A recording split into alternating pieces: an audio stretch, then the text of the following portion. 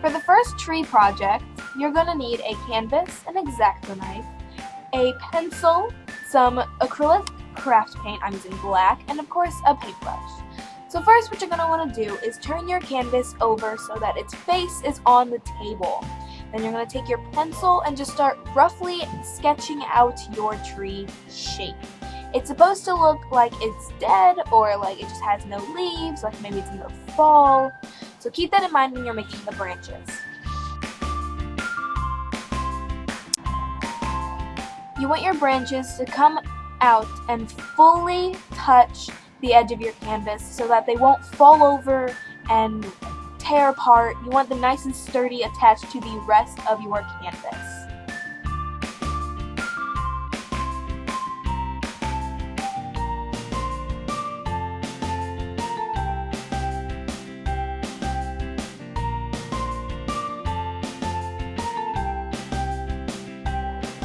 Now that your tree sketch is completed, you want to take your Xacto Blade and start to saw at the lines that you have drawn.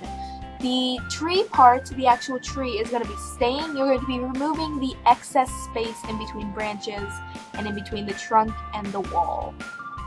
So please just carefully saw through the pieces. Don't hurt yourself. If you're young or you don't trust yourself, please have an adult help you or wear little finger helmets or something. Don't hurt yourself.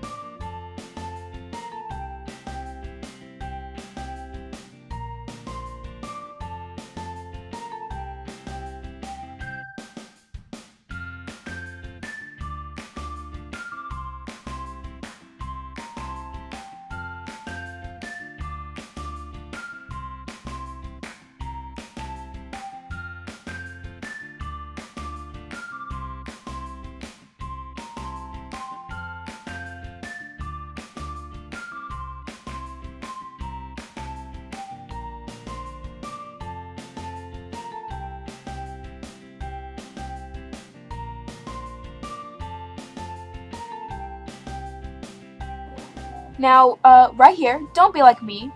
Don't stab yourself with a sharp blade. Don't be that dumb.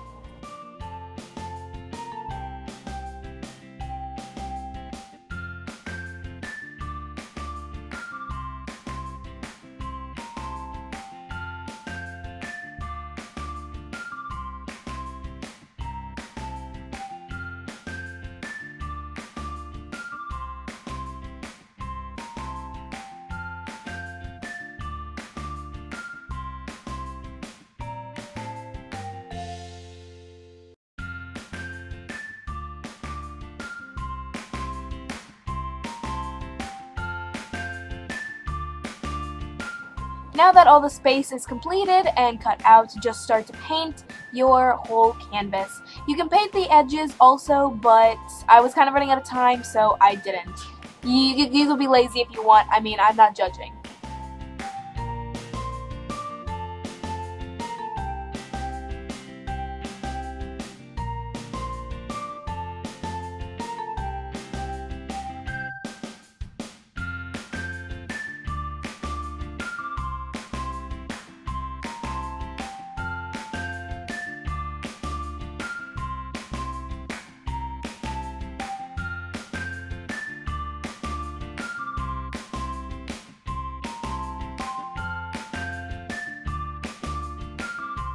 For the next project, you're going to need some construction paper, some scissors, some tape. I recommend just using normal tape, a butterfly template, and a pencil.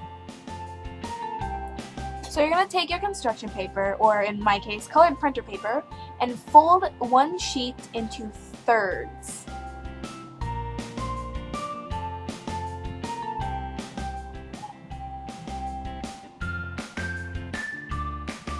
Once you have folded it into thirds, take that thirds and fold it into a half.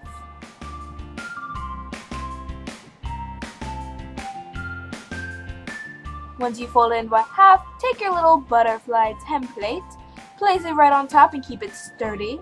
Now take your pencil and just trace it like you would any other template.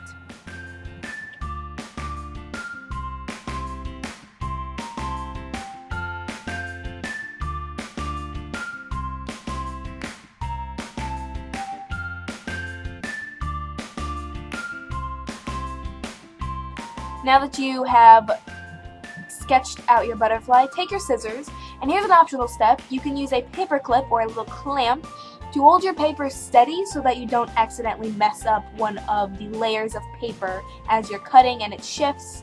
This is a nice little hack. So you're just going to cut out your butterfly or butterflies because you have multiple stacks of paper with your scissors. Again, please don't hurt yourself.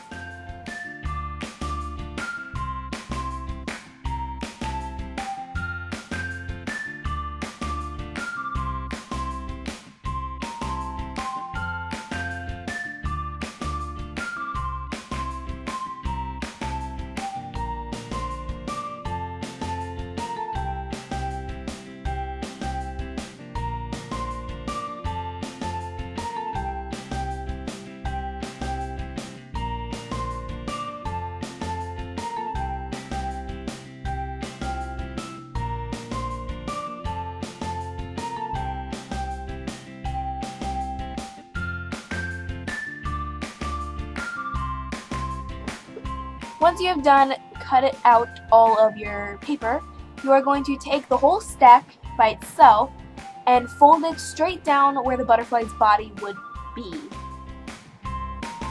Once you've creased it nice and tough, you're going to take it out and individually crease each one of the little butterflies, making sure that the crease is nice and crisp.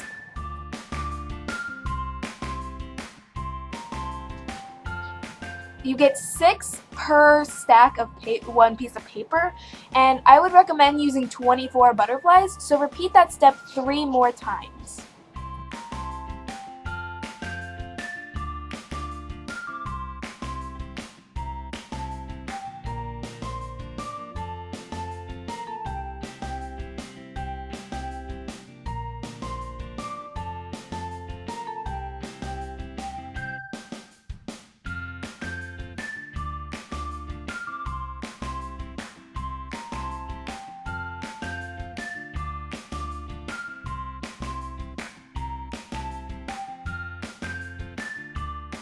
Now that you have all 24 of your butterflies, you're going to take your tape. If you're normal, you're going to be using just plain old office Scotch tape, but I don't have any of that, so I'm using box tape and I'm just cutting it into little strips.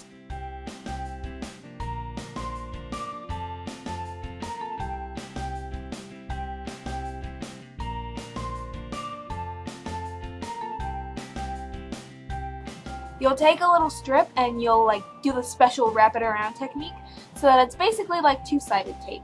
And you're just going to put it on the body of the butterfly on the outside, not on the inside where it's folded. You're going to repeat this for every single butterfly you have. Now that you have taped up all of your butterflies, we're going to bring it to our wall. I'm using my closet because my walls are gross. But, ooh, let me dance. So, we're going to apply the butterflies in kind of like a rainbow type shape. On one side, they're going to be really stacked together and close. And then as you go out in an arched shape, you're going to get them farther apart as if they're flowing away from each other.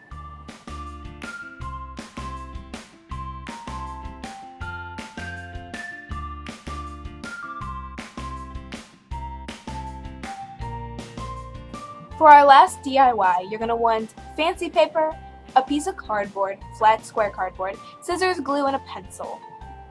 So your first step is to put one of your pieces of paper over your cardboard, and if you have to, cut off some of the excess because it might get in the way. Now you're going to cut the corners of your big paper into tabs, basically, so that you can fold over the edges and it'll look nice and smooth and crisp.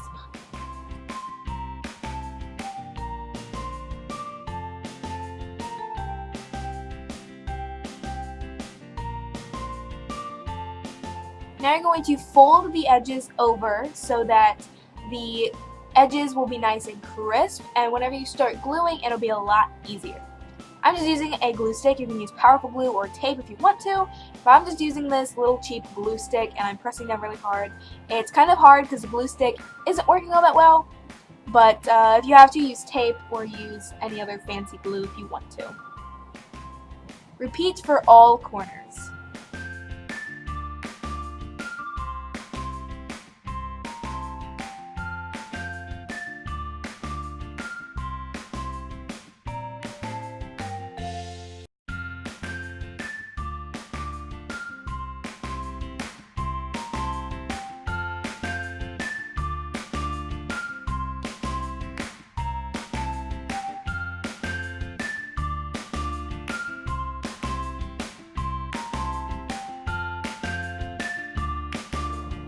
Now you're going to take your other corresponding paper, flip it over so you see the back of it, and place your rectangle back on top.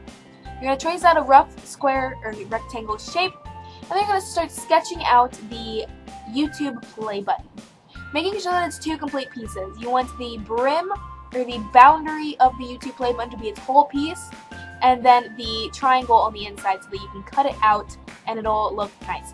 Make sure that your triangle is going the opposite direction, because the pattern on the other side obviously won't show up right if you have to flip your triangle. Just cut it out, and whenever you have to cut out the inside triangle, you can either use an Xacto Blade or do the little pinch technique that most people know, and just cut it out like that.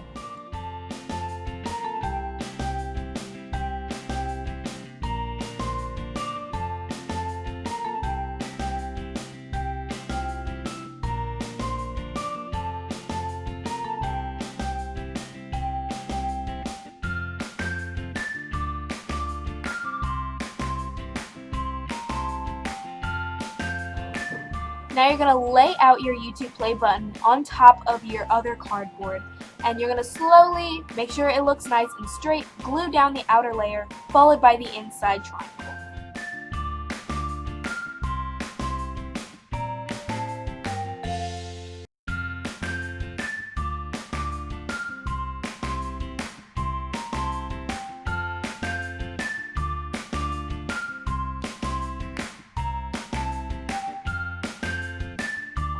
And now you're done with all your cute little DIYs. I hope you enjoyed.